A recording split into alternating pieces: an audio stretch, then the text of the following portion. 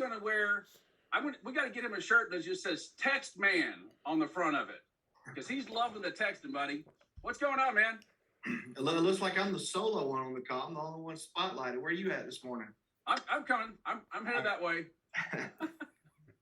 No, man. This texting is mind-boggling, to be honest with you. When it was rolled out about 5 or 6 weeks ago, where Ashlyn and Terry and Andrew shared it with us, I immediately just my mind started rolling because I just felt like from a activity standpoint, you could do more, right? You could do more in less time. But the biggest thing for me, what it would do initially on for a brand new agent, it took that barrier to entry off. Because let's be honest, it can be tough dialing. I mean, how many of you have had dial sessions where it's phone after call after call after call from an energy standpoint, right? And we're not saying don't do that. Still mix those in. If you're not getting enough responses back from Texas, do more. All right. But if you're not getting the responses that you need, make those phone calls. But just the process that I've been doing from a texting standpoint, I've learned that, and I talked with Carlos Bastardo about this yesterday, is over the past, I've talked people into an appointment. Robert Baljic told me, months ago that the easiest thing to do is set a virtual appointment. But what the texting has done is filtering out. So when Equis sends out the leads, 1% of those leads respond. Okay. So they send out the leads, 1% of them respond. All right. When we get the leads, we have a certain percentage that we can actually get in contact with. So that's another filtering process from the 1% that respond, filtering process. So what we're doing is we're filtering it down. We're dialing it down to the people that are somewhat interested. So the sit ratio is the biggest thing. That is the biggest thing. I've ran 20 appointments in 2 days and had 17 sits. I don't care who you are on this call. If you get 17 sits, you're going to make money.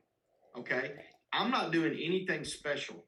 I'm just doing the activity from the templates from the platform that we have. And that's what's exciting. So what's exciting is the sit ratio, and more importantly, what we're about to experience today. I sent out a text to our team saying that this call is getting more geared towards. It's what we've always talked about, what we always wanted, Rumbo, was hard coaching, not beat you up coaching, not get on to you for not doing the activity. It's like Bear says, the ecosystem is going to expose you anyway, right? This platform that we have, especially with texting, it's going to expose the ones that aren't doing the activity. But what it's going to do to the ones that are doing the activity, it's going to elevate their game because the coaching, the technique is going to get more and more better.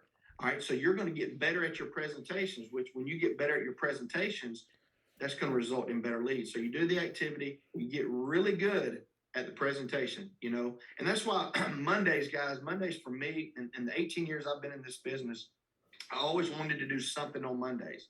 And the reason I wanted to do something on Mondays was because it gave me so much more confidence leading into the week.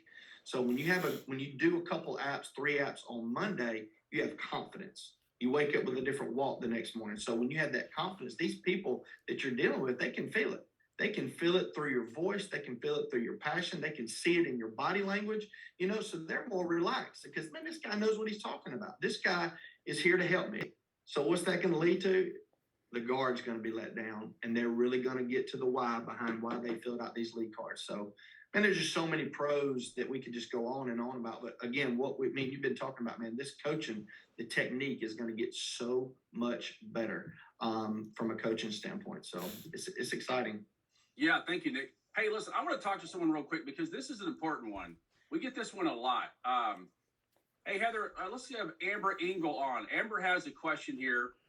And we get this one a lot, and I want to talk about this one a little more. Amber, you should get a request to unmute. Amber, can you hear us? Hey, I'm here. Hey, good morning. Good morning. Hey, so tell me, so you're saying I'm not having success with texting that others are. I use the Sideline app in order to have a local number. Do you think that affects my text going through? Anyone else successfully using Sideline? Here's what I'll do before Nick jumps in. And Amber, we get this a lot. We haven't found a texting app that we endorse yet that's just this really smooth one that just like gets a lot of results. Here's what I can tell you does get a lot of results. Nick Burns is not using a text app, and he's absolutely blowing the doors off of it, right? And if you look at the other people that are, Nicole Hansen, not using a text app, $11,000 yesterday. So I would say, here's what I would tell you is if you're not having success, and Amber, I thank you for asking this because there's 150 other people on here right now that have the same question that you do. I would just do, if that wasn't getting the results from that, I would do exactly what Nick Burns is doing. I would do exactly what Nicole's doing. I would do exactly what Noel Hughes does. I would just copy it to a T. You know what I'm saying, Mike? I wouldn't change the formula up at all. So they have the phone, like Nick was talking about yesterday. He just copies the text, pastes it, puts the phone number in, changes the name on it that it's going to, and puts the mortgage company in there and sends it. And then does it again and types in the number manually. And people are also doing that with older leads, BNC leads. What I'm finding with them as well is they're having more success because, like Nick and I talked about, the texting template that we have, Mike Hall, it works really well, really well. And we're getting we increased our show rate by 20 percentage points in 2-3 weeks. Show rate, that's huge. But here's what it is. It's the formula that works. And the formula that Nick is using is manually pasting it, right? Because we haven't found a text app that we like. We have people that are sending out Christian Pounder using text apps. They're sending out hundreds and hundreds and hundreds of texts. And Nick Burns is smoking all of them. So I'm using Sideline as a second phone number because my personal number is from Maryland. We were military, so I just never changed my Maryland number, but now I'm in Tennessee. Yeah. So I use the Sideline app as a second number. I'm still copying and pasting and doing everything. You know, I've got the script right here. I mean, I'm doing it all to a T. What I don't know and what I seem to be finding is when I do the updated times text with all of the all caps, Yep. I'm getting a reply very consistently that says, sorry, your text cannot be delivered to this number. When my initial text is going through just fine. So when I call it, I'm still going through to their voicemail. So it's, to me, that's saying my number isn't blocked, but for some reason it's filtering out that second updated times text. So I just didn't know if anybody else had those problems. I mean, I'm open to using my Maryland number, but so are all of the car warranty people. So I found I wasn't getting many answers from my Maryland number in Tennessee. So I got the Tennessee line. So that was why I was asking. This morning I sent like 60 texts and I've gotten 2 responses. Like, okay, this is good. That's it. Nick? Do 120 texts. Do 200. Oh, I'm working on it. Yeah. Yeah, it's just an activity deal, you know. And do you have an iPhone? Yes. Even better, put a profile on your contact. All right. When you send it to another iPhone, all right, it'll give you the opportunity to share your profile picture. Hit share. It makes it more personalized when they see it's coming from a real person. You know, Okay. So I think that helps from a response rate. You know, doing it from your personal self. My brother had a couple that they responded on, and one of them said, he told his wife, he said, yeah, you can respond to that. It's from a personal cell phone number. You know, so you get spam. I mean, on an iPhone, it dictates what's spam, what's promotion, what's junk on your phone. But I don't get that from personal text messages. So I would just use I wouldn't worry about it being from Maryland. I would just take that and chef it. I don't think that's affecting your text message. I just think you need to do more than 60 texts. I sent out 180 texts yesterday. Oh yeah, I'm working through them. Yeah. Yeah, no, Amber, I'm so glad you brought this up though, because we're getting a lot of questions about using apps and things like that. That's another thing we're finding is, and I came from a long history of telecom, wireless business. And the wireless companies are onto a lot of the third-party apps that you can use to text from and things like that, and they capture that stuff because customers are complaining to them that, hey, I'm getting all this spam stuff coming through. So they're doing the best job they can to try to block some of that stuff, and that may be what you're getting is some of that. Okay. I know I've said in some big time meetings, executive meetings over the years, talking about just this subject and trying to identify third party apps that were not hard mobile numbers and how to block some of those and filter them, because that's where a lot of the spam's coming from. So that could be part of the problem. So use your number and then just go, like Nick said, he sent out 180 texts. Really, I think at the end of the day, here's what you got to do. We're kind of seeing, we don't have a hard number on this yet, but it seems to be between 150 and about 200 texts results in about 4 to 6 appointments. If you're working older leads. So if you need more, I would go even 300 texts, just sit there and blast them. Here's what we know. And Bill Lampy sent me something last night as well. I've been getting people sending me text about this as well, is the text that we have where you just copy, use your own phone, paste it, send it. That method's really strong. It gets the results. What it does, Bill, is it levels the playing field so that Nick's talent on the phone doesn't overshadow someone else's talent who's not good on the phone yet, right? It levels the playing field. So now everyone's a Nick Burns. Everyone's a Nick Burns because it's the same exact text going out. The only difference is the number it's coming from. That's it. So if you do this, if you just use the text that we have in there, don't make any edits to it because we know it works really well, and just send that out from your personal phone. And I wouldn't worry about a text app at this point. Because again, we've seen quirky stuff with it, hard to download stuff, it's not feeding through, or you're getting caught in spam in some cases. If I wanted the results, I would just go, man, let me just get after this. Here's what I was gonna say about Bill.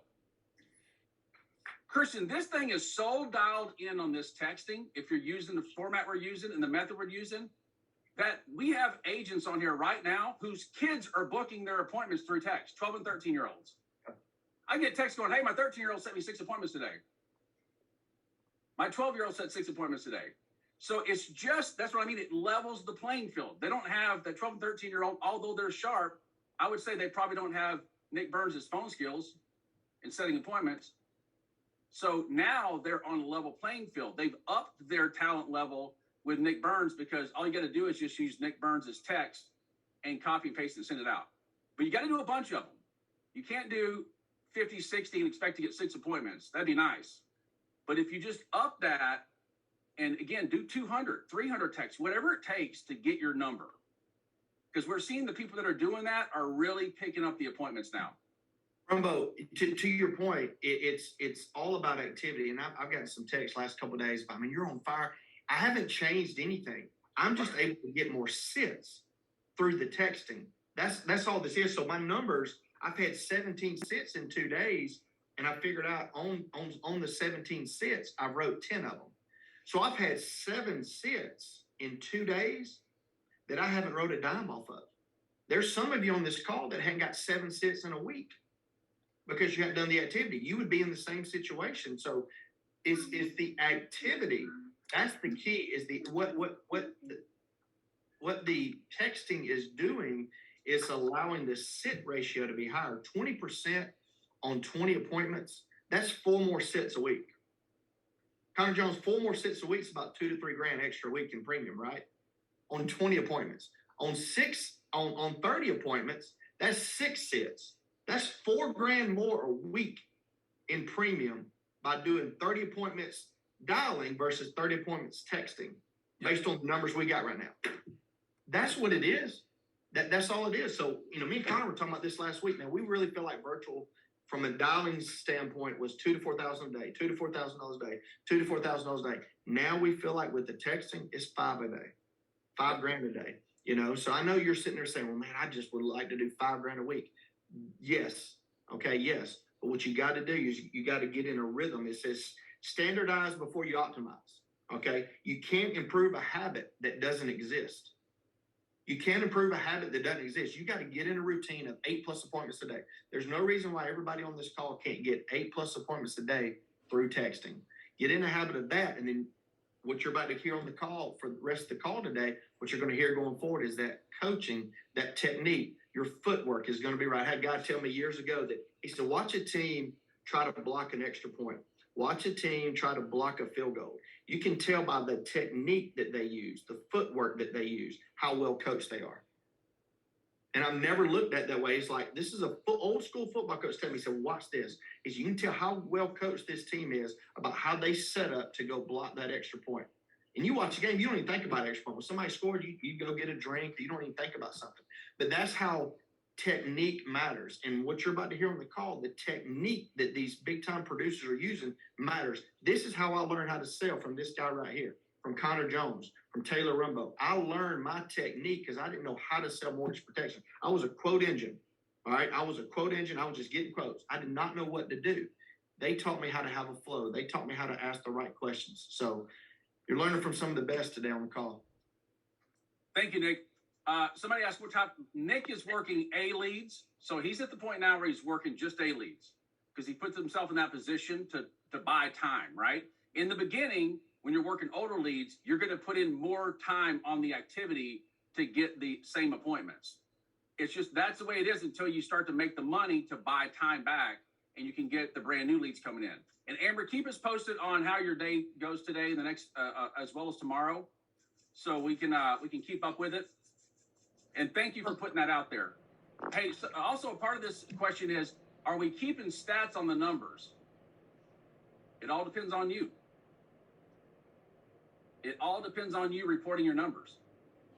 That's where we get the numbers from. So you have to report your activity for us to get these numbers. And because part of the activity sheet says how many were set by text.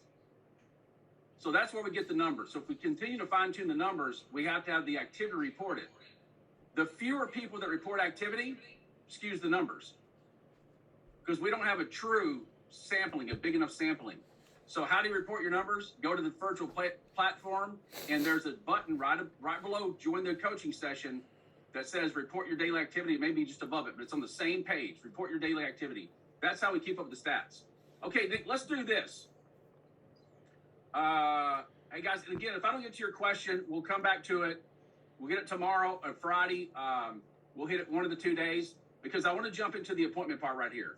So, Nick, let's go through, and like you can just role play it with me if you want, the needs analysis. We stopped on the needs analysis yesterday, which Connor showed us how to get someone on camera successfully, smoothly, and then from the time you get them on camera, then Noelle took us through how does she set expectations, and then roll into the needs analysis. So we're on the needs analysis, and what I want Nick to do is Nick's going to go through and ask me questions just like I'm the client. And Nick, like we talked about last night, stop where you think you're emphasizing something. Say, hey, this number right here is really important. What I'm writing is really important. Here's why I'm doing it. Yeah. We'll just role play. I'll just talk. I'm talking with you and Kimberly. So I've already developed, like Connor said, develop a little rapport because you don't do it initially on the phone on the appointment anymore because you're texting. So you've got them on video. Make sure you're watching the videos on the back of the website to get them on video. If you're choppy on getting them on video, that can make everybody uneasy when what matters in the presentation. Okay, so that's why there's a reason why everything is set up to get them on video. So I've got them on video. All right. Yep. And Scott, this business has changed, man. I've been doing this a long time. I'm used to sitting in your living room, but when COVID hit, nobody wanted you coming in their homes. But we can get the same thing accomplished, through video that we were able to get in the home, Yep. And I'm sitting back like this, guys. Robert Baljack taught me what mirroring was. I'm sitting back like this. I'm relaxed. Okay. You want the client relaxed while you're talking. Cut up with them a little bit. You may see something in the background. Young girl I wrote last night. She's used to be a policeman in Memphis. She's in Florence, Alabama now. She's a policeman. She had a couple of deer heads in the background. Country girl, Rumbo. So I was talking to her about that. Develop some, the WWF that Noelle was talking about yesterday. Do whatever that triggers your mind to develop a relationship. Okay. So I've developed some relationship with Scott and Kimberly. Scott, as you can see, man, I like to keep things very informal. I've been doing this too long to be too serious about it. I'm the senior field underwriter. Okay. All my job is to get you approved. Okay. So I'm going to gather just a little bit more information to find out if you guys get approved for this. All right. Once I know you can get approved, what I'm going to do is show you the options that are available. Okay. I know you guys want to protect this mortgage that you got with Rocket Mortgage, right? Yes. But it's got to make financial sense, Yeah, right? absolutely. Okay, so let's see what we can do to make it make financial sense. All right. So, Scott, I'm showing the mortgage balance is 150 grand. Is that right? That's about right. All right. Was this a refinance or is this a new home for you guys? Refi. Refi. About 75% of the people that we deal with on a daily basis, they're refi. Okay, these rates are just really good to do that too. Yeah, I agree. So when they did the refi, Scott, did they do an appraisal? Yes. Do you remember what it was? Yeah, it was about 240. I think it was like 240 and some change. Y'all been in the house for a while. Yeah, a little bit. Well, Okay. a couple about 3-4 years. And but it's just a hot area. They're building a ton of houses out here, and values are going up, so it's all good for us. Absolutely, absolutely. So if my math's correct, 240, okay. And guys, I grab my calculator while I'm on video and I add it. So if my math's correct, 240 grand, and I take away what you owe at the 150, you got over 90 grand in equity. So in other words, if you had to sell it next month, what you owe on it, what you could sell it for, you got 90 grand in equity. Yep. Scott, Kimberly, if you don't hear anything else I say the rest of this call, that's all we want to protect. That's what mortgage protection is. We want to protect that equity that you got in the house. So if one of you passes away, we want to try to get the house paid off, or we want to make sure the surviving spouse has enough cash that they can either sell it or stay in the house as long as they want to. Does that make sense? Yep. All right. Yep. So what are your monthly payments? $1,000. $1,000. Okay. So basically, times 12, it costs right at $12,000 a year to make the house payment. Yeah. That makes That's sense? right. That'd be right. Okay. Yeah. So you notice, guys, I really stopped in at the equity. All right. And then when I got to the monthly mortgage payment, I really focused in on about $12,000 a year to make the mortgage payment. The reason I did that, two things, all right, is I want to make sure if I can't get a big term policy to pay the 150 grand off, I can get them something that gives them a year, 2, 3, 4 years worth of mortgage payments. It's all a setup through the process. Okay. Scott, what's your date of birth? 12068. 12068. 53 years young, man. You got one coming up. Yep. Tomorrow, man. All right. Well, Kimberly, what about you? 42072. 42072. I mean, you got Don't your tell her I said that. She's not on here right now. and you got your younger one. Yeah. Yeah, I hear you. All right, so I got her at 49. She's turning the big 50 this year. Yeah. She Okay. is. She's already planning it. Now, Scott, at the company you work at, do you carry any life insurance? Uh-huh. Okay, what do you have? It's like double my salary. So a couple $100 grand. That's exactly right. Okay. Do you have any on Kimberly? Yes. Okay. How much do you carry on her? I think that's hers is maxed out, which is 100 for spouse. 100 for spouse. Okay. Now on her job, does she carry any? 50,000, I believe, is what it is. Okay, so she got combined about 150. Okay. Now, if they ever come around, they come around about once a year. The human resource department comes around and they offer you more coverage. Scott, Kimberly, get as much of it as you can on the job. All right. You're up under a group term.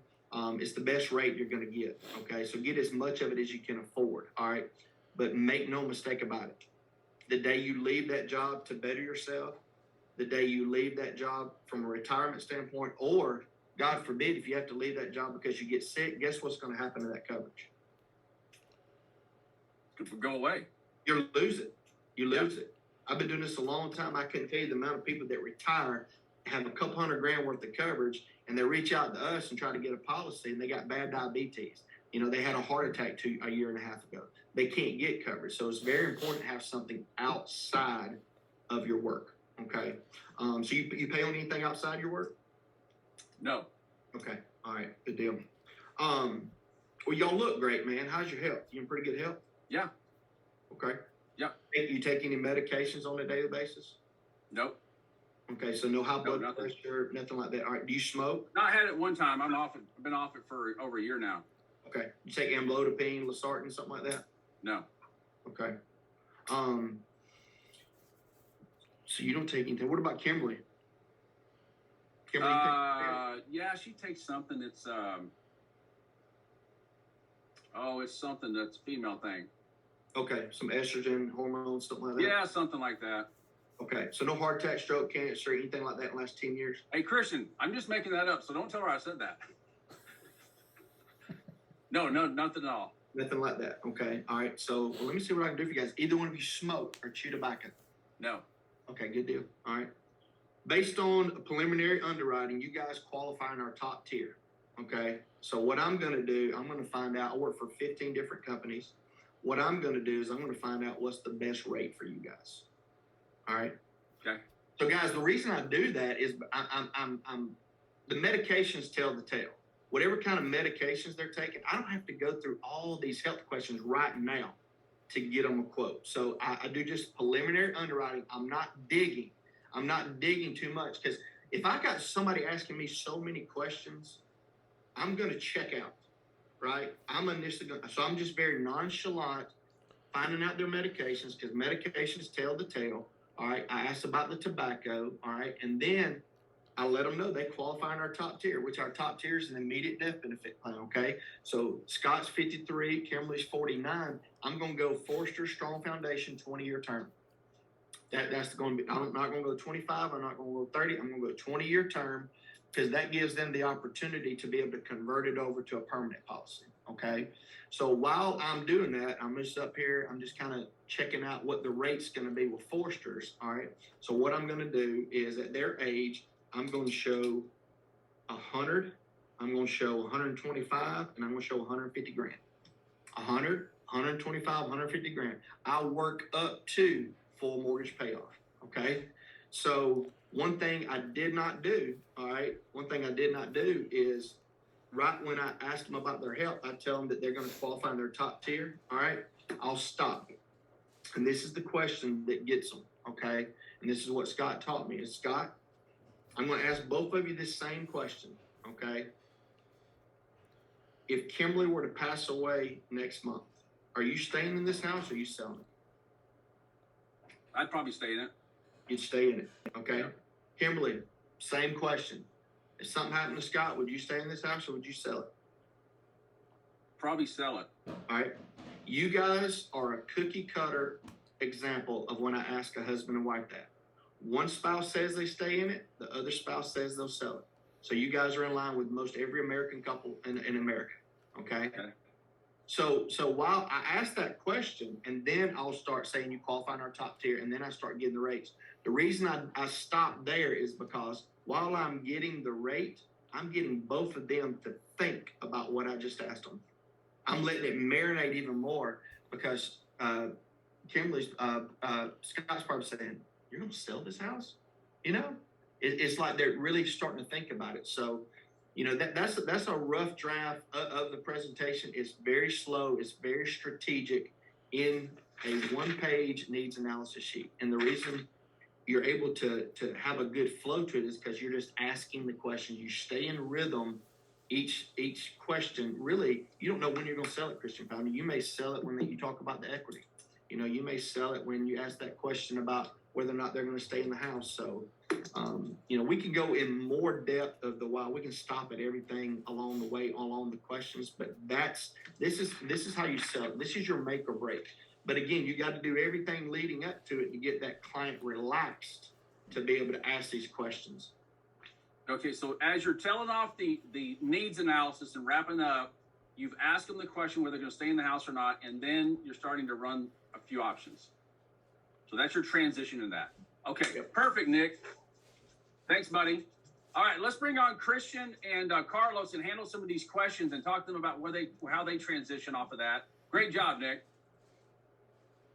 Hey, a couple questions here. I'll hit real quick. Yeah, the Sideline app. It's a phone number app, and some of the carriers pick up on that. That's an app.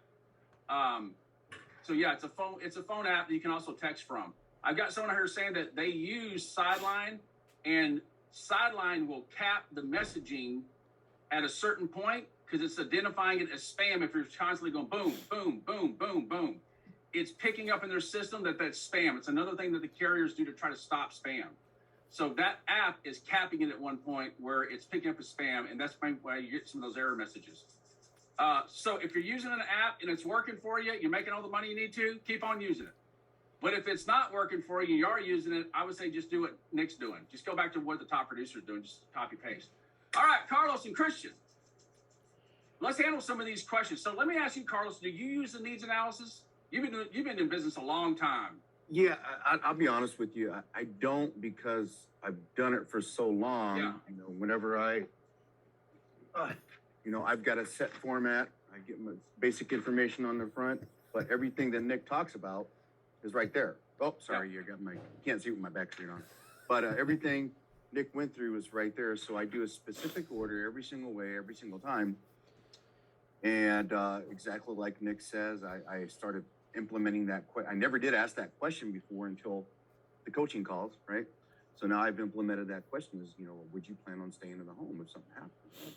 It's amazing because you get a lot of people that say, you see that look on their face and I'm thinking, you never thought about that before, did you? And I'm like, right. No, I really haven't. And then sometimes the husband will speak up and say, well, she probably move in with her sister, she's down in Florida because it's cold here. And she's like, yeah, I probably would. Okay, good to know. And would you want to stay there? So it really brings up a conversation and gets them to think. And the more you can get them to think about what you're asking, the less defenses they have, and it helps lower that defense. So yeah, going through that kind of a needs analysis, I guess you can say, is important, and it's key, and it gives you all the information you need to, and I don't want to say sell them, right? Because we're not selling anybody, we're helping people.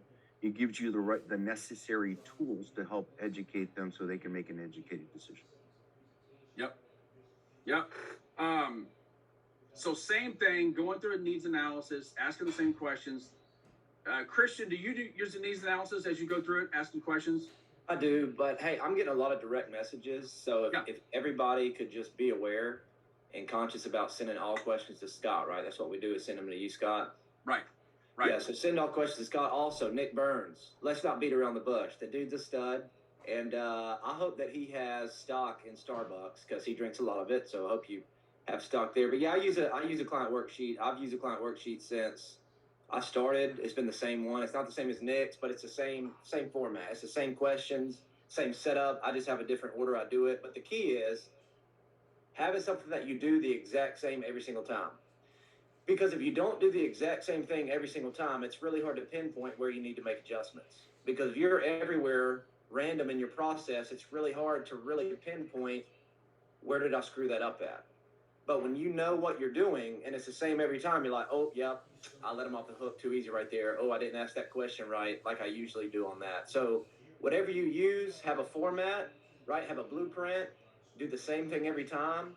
And then you're going to notice that, like Carlos, once you do it enough, you really could use it without it. I just keep using it because, it works. So yeah, I use a client worksheet. So same thing there. At the end of that worksheet for Carlos, let me ask you first, do you also transition into the options at that point as you're coming off of the worksheet? I'm going to cover up the PMI, but every sheet looks exactly like this. Yep. So at the top has their date of birth, all that stuff there, and then you got the options. 1, 2, 3. Second one yesterday.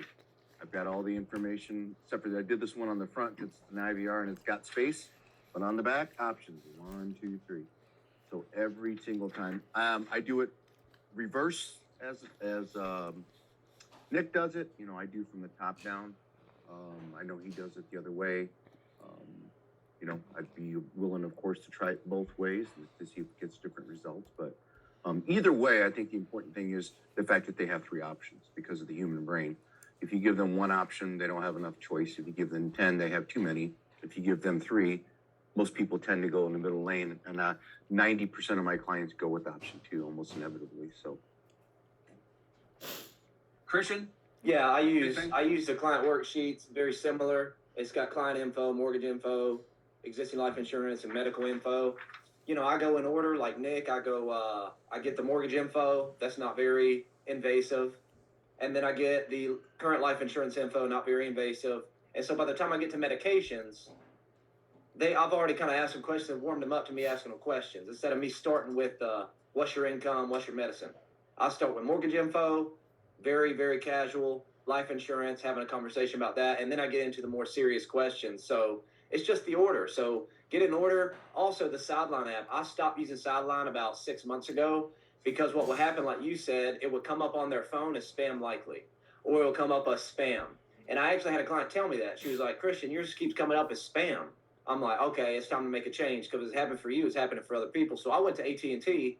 I got this little burner phone, this little flip phone. This is all I use for my dials. I don't have a voicemail on it. I don't text on it. I just use this for dials. It's another $30 a month. It's a real number in my area. And so that's what I use. Nick uses his cell phone. So there's really no right or wrong way. It's just whatever you do the same thing, right? I wouldn't use Sideline. I wouldn't use Google Voice. Anybody can use those things. A person that's scamming people is not going to go to AT&T and get a real hard You line, never have to ask me. right? They're going to download the easiest thing, which is an app, There's more right? where And that so came that's from. why it's all spam, is because anybody can do it. So take the extra step, make the extra effort. I'm getting more people answering. Look, I'll be honest. I don't really text a lot. I just started texting, and I do get appointments texting. But man, I have people answer my phone calls. I mean, I'm dialing the same time every morning. I drop Summer off at daycare. Thank God for daycare, buddy. I drop her off. We finally put her in there a couple of weeks ago. It's made such a difference. But I can be consistent now. But I get on the phone at 9 a.m. and I'm dialing until the coaching call. Usually I have my appointments booked by then. If people don't answer, I'm dialing after. Now, after I dial and I've run through my leads, then I'll text those same people, right? If they don't answer, I'll text them again the next day if they don't answer when I call them. But calling, texting, whatever, it all works, right?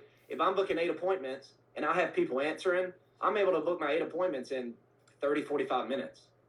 So look, everything works, right? Not everything works all the time, but everything works. And so I see questions in here, direct questions as far as I texted 75 B and C leads and nobody answered. What do? You buy more leads. You just do more, Yep. right? Nobody Yep. answers, you just do more. Yep. Right? And if they're not answering your text, call them. Here's something else I do. And I know we hadn't really got into this, but today I just ordered 100 stamps from Amazon, right? The 50-cent stamps. What I do is I get pink paper on everybody that don't answer or no-shows me. I have a huge stack. What I do is I get that lead, I put it face up in my printer, and I have pink paper in there, right? So I'm making, my process is kind of confusing. I can't explain it, but what I do is I'm mailing back these leads to people. Yep. I'm mailing them out within 2 or 3 weeks of me getting them. They're A leads. I'll get called back on them. So any way that you can close file out, do what you got to do. Yep. Mail them back, text them, call them, right? If you want to, go door knock them. If they're in your area. I don't do that. I'm not worried about that anymore. So I'll just mail them a letter. At the end of the day, if you did everything you could possibly do, and you did, and your conscience is clear, what else can you do? I mean, what can you do? If somebody's not interested, why convince them to care about their family? Who cares if they're not interested? I care about my family.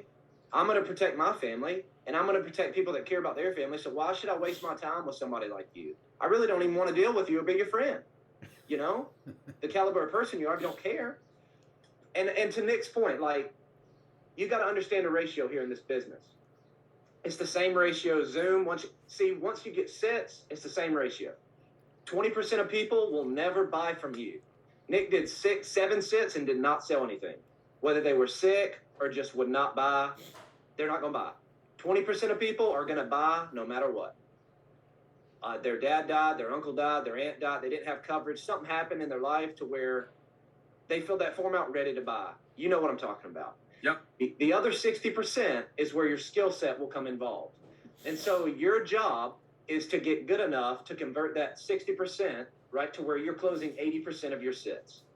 And that's the best you can do, okay? But it takes time to get to that point. But to Nick's point, first comes the habit. It's like building a house. First comes your habit. That's your foundation, right? That's your solid concrete foundation, okay? Without that, you can't start building. And so I know a lot of people focus on getting better at sales, getting better at my technique, but you're everywhere in your activity and you're never focused, right? And you're never laser focused to where, all right, a magnifying glass. If you take that magnifying glass, it's harmless. But if you can focus the sun properly, you can burn something up and catch it on fire. That's the power of focus. So focus your energy into creating the habits.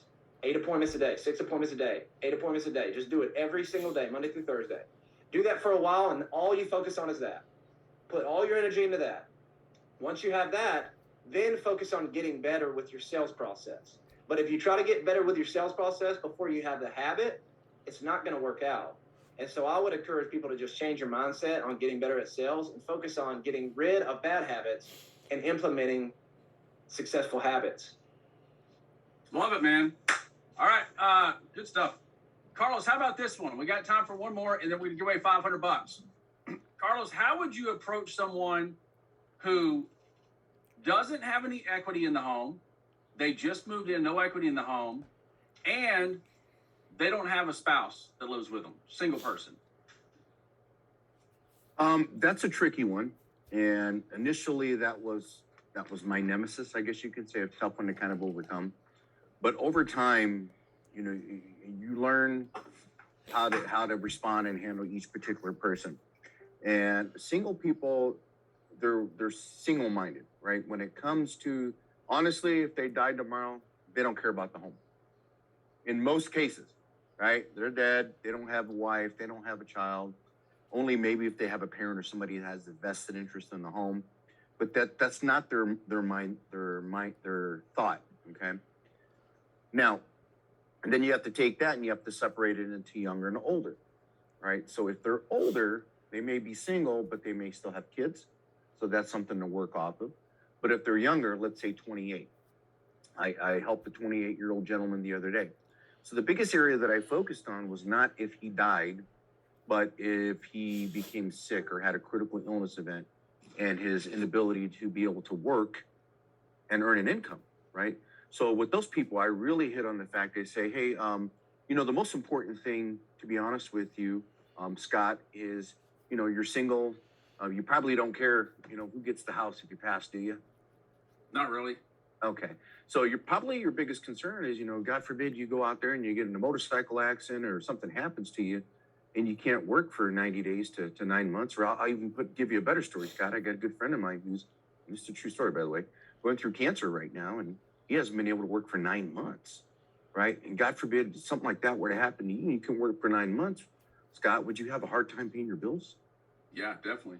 So the great thing about mortgage protection, as we talked about in the beginning, is it goes above and beyond what traditional life insurance does. This has those living benefit riders built into it. And the living benefits can help pay you a percentage of that life benefit if something like that catastrophic were to happen to you. So not only can you afford to stay in your home, but you can even handle some of your other bills. Okay, that's important. And I want to touch, because I made a statement on Facebook yesterday, opened up a can of worms. And in the future, guys, if you ever have questions, you can PM the coach, right? Or bring it up on this call, as opposed to, you know, doing that. But what I meant by yesterday, and it's very important, don't worry about the carriers, guys, right? Don't worry about learning this company, that company. They all do the same thing. So what I meant by what I posted yesterday, you can cover up to 150% of the mortgage. Why do I say that? You can give them whatever amount you want. But if they're younger and they got a small $70,000, $80,000 mortgage, you can still sell them $150,000, $200,000, $300,000 of coverage. That's why your discovery is so important, because if they don't have anything for replacement of income, now you got a bigger job. You got to make sure the home is protected and they have extra coverage for income replacement, right? So up to 150% of their mortgage. And then what I'm talking about now for the younger people is really separating yourself from any other life insurance agent or policy, right? And that is the living benefit riders. Critical illness if they have a cancer, heart attack, stroke. Chronic illness if they became ill and had to go into an institution to have therapy or care, right? And then the third one's the terminal illness benefit rider. If they were diagnosed with the terminal illness, can basically accelerate their entire policy. They can pay off the loan in that home and then spend the rest of their time with their family knowing that's been taken care of. So that's what I meant on that. So by really creating the value on the living benefits, guys, it would get you so much more sales. I don't do a huge long presentation. I just go over living benefits. That's it, right? And I had a recording, and Scott, hopefully we can get that in the training center, but I had a client that had 400,000 on him, 180,000 on the wife. and they still bought $85,000 worth of mortgage because they saw the value, right? So Yep. build value when it comes to the living benefits and making sure they have a nest egg of money to help make those payments. And that'll get the focus off. If I just die, my home's going to get paid and I don't care. Okay. Perfect. Love it, man. Great. Good stuff, coaches. Really good Good stuff. stuff. Okay, let's give away $500, Heather.